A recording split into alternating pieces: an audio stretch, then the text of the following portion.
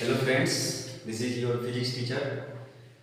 आज हम लोग पढ़ने वाले हैं हीट ट्रांसफर। ठीक है, तो पहले हम लोग एक टॉपिक डाल देते हैं यहाँ पे।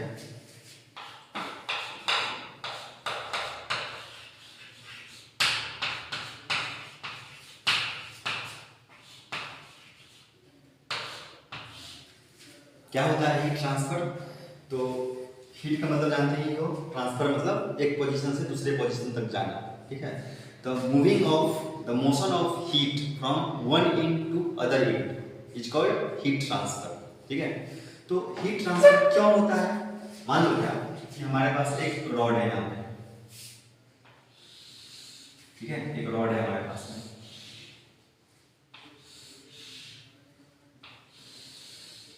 ठीक है, हम लोग यहाँ पे क्या करते हैं, हीट का सोर्स लेते हैं। यहाँ पे इस हीट से हम लोग हीट देते हैं।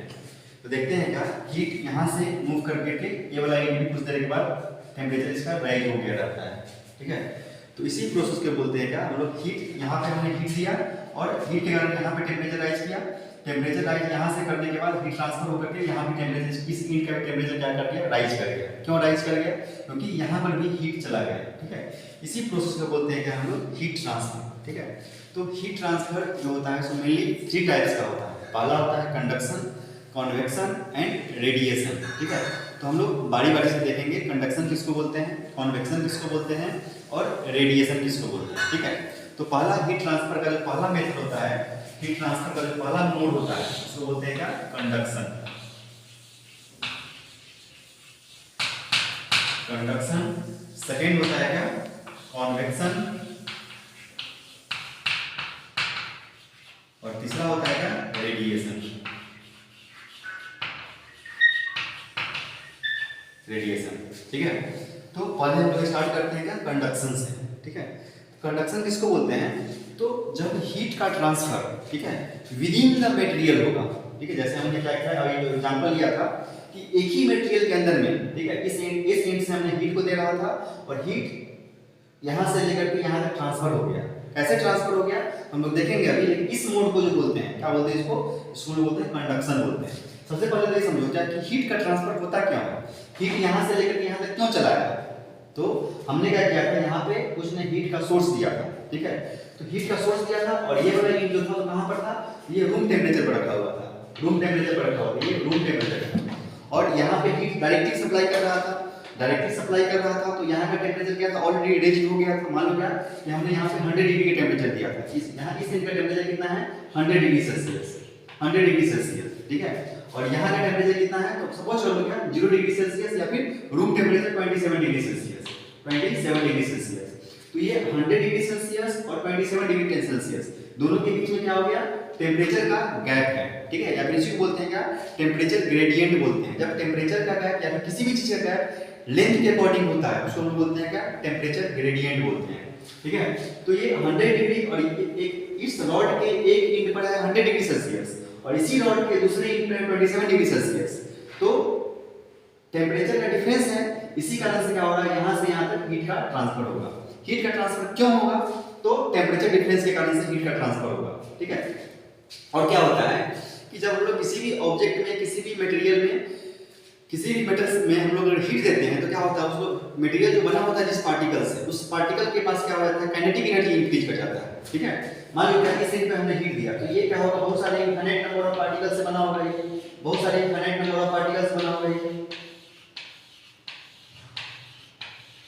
ठीक है, हमने डायरेक्टली हीट दिया यहाँ के पार्टिकल्स के पास में। ठीक है, तो हीट के कारण, हीट दिया मतलब एनर्जी दिया इसके पास में, एनर्जी दिया तो ये पार्टिकल क्या था, शुरू में वाइब्रेट कर रहा था लेकिन स्लोली वाइब्रेट कर रहा था। ऐसे ही हमने हीट दिया, एनर्जी दिया, इस पार्टिकल का काइनेटिक एनर्जी इंक्रीज कर जाएगा। ठीक है, काइनेटिक एनर्जी इंक्रीज करेगा मींस इसका वेलोसिटी इंक्रीज कर जाएगा।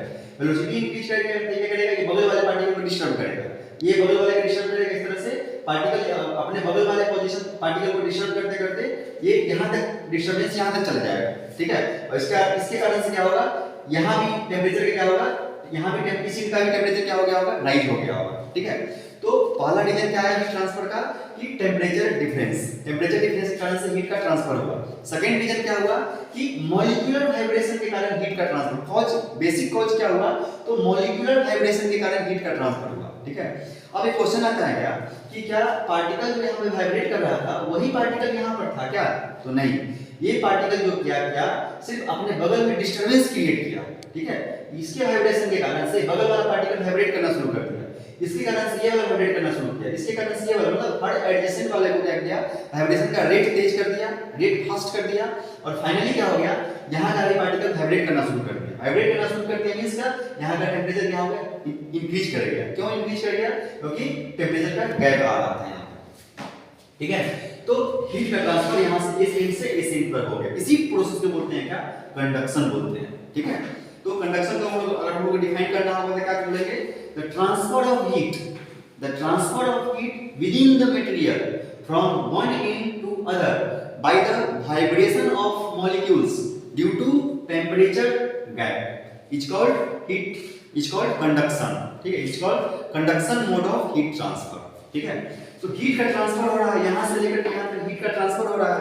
तो हीट जो होगा, ठीक है, तो ये हीट जो होगा किसके प्रोपोर्शनल होगा, तो हीट जो होगा वो डायरेक्टली प्रोपोर्शनल किसके होगा, एरिया का होगा। इसका कोई प्रूफ नहीं है, ये हम लोग एक्सपेरिमेंट के बेसिस पे, जो कि हम लोग यहां से रिजल्ट निकालेंगे ना हीट का, वो हम लोग एक्सपेरिमेंट के बेसिस पे किया गया है।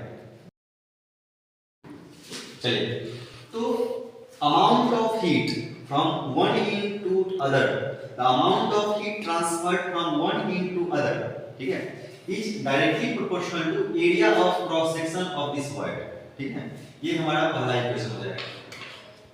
ठीक है, सेकंड में क्या, amount of heat transferred from one end to other, ठीक है, is directly proportional to the temperature gradient। Like अगर मान लो कि इस का टेंपरेचर है T1 और इस का टेंपरेचर है क्या T2। ठीक है, अमाउंट ऑफ हीट ट्रांसफर जो होगा सो किसके डायरेक्टली प्रोपोर्शनल होगा, T1 माइनस T2। ठीक है, या फिर इसी को हम बोल सकते हैं क्या, डेल्टा T, टेंपरेचर डिफरेंस के डायरेक्टली प्रोपोर्शनल। अगर इस दोनों के बीच का टेंपरेचर डिफरेंस बहुत ज्यादा होगा, ठीक है, अमाउंट ऑफ हीट ट्रांसफर क्या होगा, बहुत ज्यादा होगा।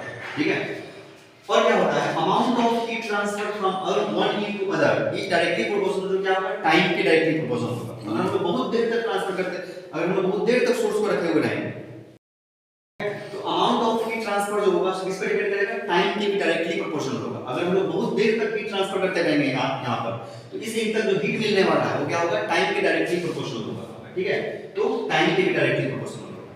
और क्या होता है, हीट ट्रांसफर जो होगा, अगर ये वायर बहुत लंबा होगा, अगर ये वायर लंबा होगा, बहुत लॉन्ग होगा, तो हीट ट्रांसफर का रेट जो हो जाएगा उसका क्या हो जाएगा, स्लो हो जाएगा। Means amount of heat transferred from one end to other is inversely proportional to the length of the wire। ठीक है, तो अमाउंट ऑफ हीट ट्रांसफर जो होगा सो इनवर्सली प्रोपोर्शनल क्या होगा, 1 बाय लेंथ के होगा। ये मान लो कि इसका लेंथ जो है सो l लेंथ है, यूज करते हैं l लेंथ।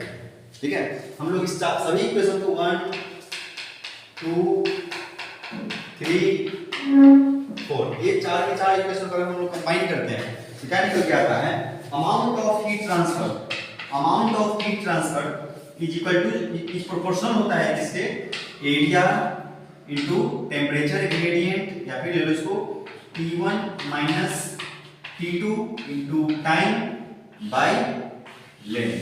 ठीक है, यहां से हम लोग प्रोपोर्शनलिटी साइन को हटाते हैं तो यहां पे कांस्टेंट लेते हैं। प्रोपोर्शनलिटी साइन को हटाते हैं तो यहां पे लेते हैं कांस्टेंट, जिसको हम लोग यहां पे k से डिनोट करेंगे। ठीक है, k से डिनोट करेंगे, और k times of a into T1 minus T2 into time by length, और इस k को बोलते हैं क्या, थर्मल कंडक्टिविटी। ठीक है, तो यहाँ पे अमाउंट ऑफ हीट ट्रांसफर का फॉर्मूला क्या होगा, H equal to K A delta T into time by L। ठीक है, यहाँ पे K जो है नया टर्म है, इस K को बोलते हैं क्या हम लोग, थर्मल कंडक्टिविटी। ठीक है, इसको लिख सकते हैं क्या, where K is called thermal conductivity,